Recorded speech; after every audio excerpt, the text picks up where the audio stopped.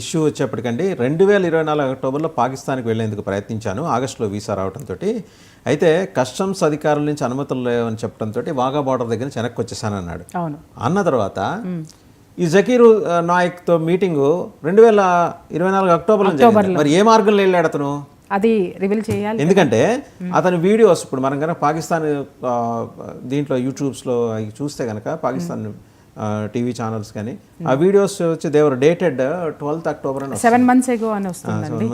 7 months ago Pakistan.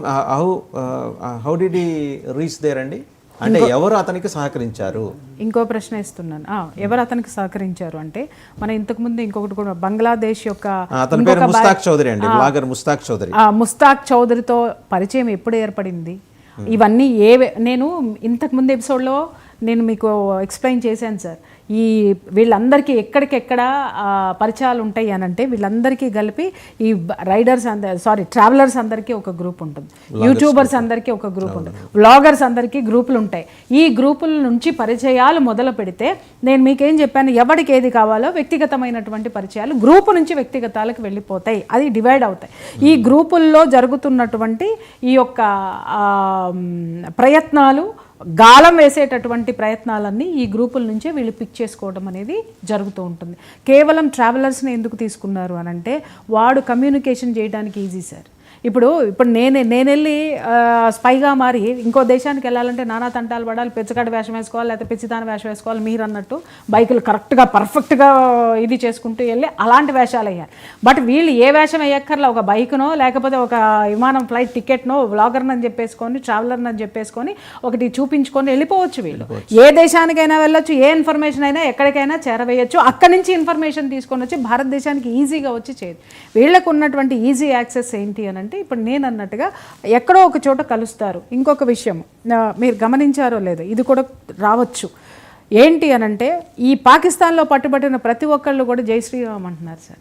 ఈ స్పైలు అందరూ కూడా వీళ్ళు కేవలము ఒక మతాన్ని తర్వాత హిందూ మతం యొక్క ముసుగు వేసుకుని తర్వాత బీజేపీ.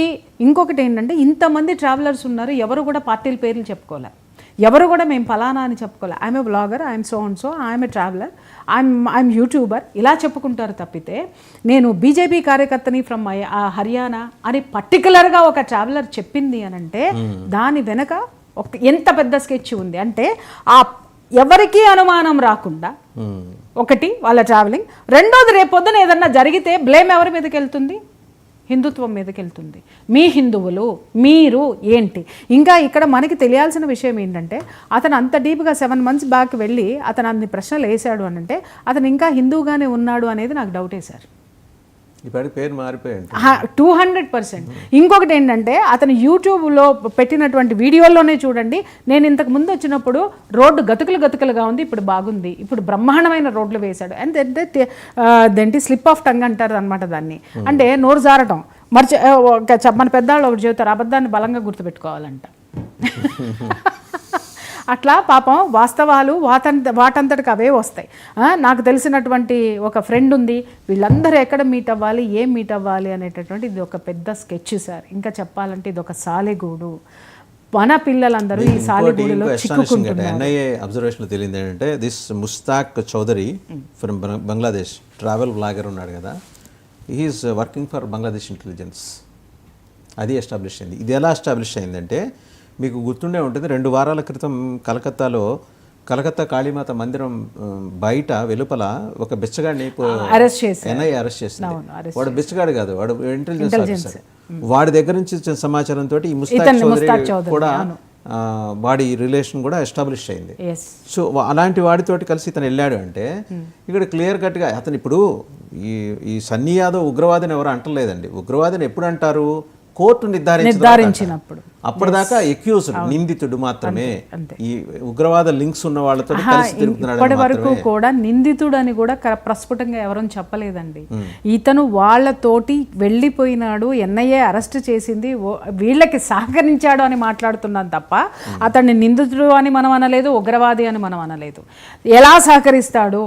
ఎలా సహకరిస్తాడు అనేటటువంటి చర్చలే నడుస్తున్నాయి.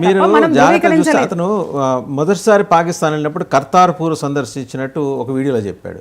అవును, అండ్ ఈయన్ని జకీర్ నాయక్ని కలిసినట్టయితే ఎక్కడ చెప్పాల ఏమన్నాడు దానికి ముందే వాగా బార్డర్ దగ్గర కస్టమ్స్ డినైడ్ వెనక్కి వచ్చేసాను వచ్చేసాను అంటే ఏ మార్గం నుంచి పాకిస్తాన్ లోకి నుంచి వెళ్ళారు? వెనక్కి నుంచి కాశ్మీర్లో బారాముల్లా నుంచి వెళ్ళొచ్చు, పహల్గాం పక్కన అడవుల్లోంచి వెళ్ళొచ్చు, జీలం నది దాటి వెళ్ళొచ్చు, ఇన్ని మార్గాలు ఉన్నాయి.